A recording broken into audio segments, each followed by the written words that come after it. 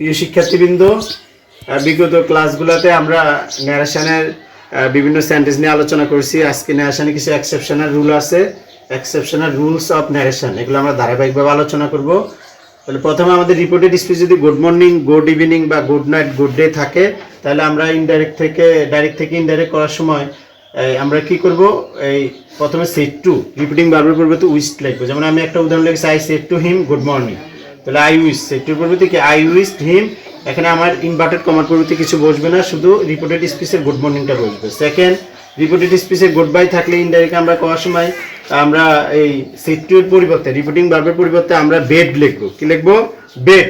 যেমন আমি একটা উদাহরণ লিখেছি, he said goodbye my friends. এই যে মাই ফ্রেন্ডস, এটাকে বলে ভোকেটিভ কেস। এটা নাউন হিসেবে প্রথমে থাকুক শেষে থাকুক, আমরা এটা রিপিটিং ভার্বে নিয়ে আসবো।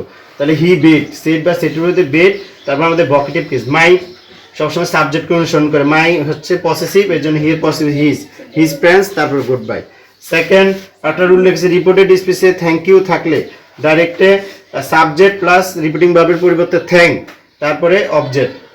হি said to me thank you, তাহলে হি থ্যাঙ্কড মি। আর অটোমেটিক ইউ আমার সবসময় কাকে অনুসরণ করে? অবজেক্টকে অনুসরণ করে।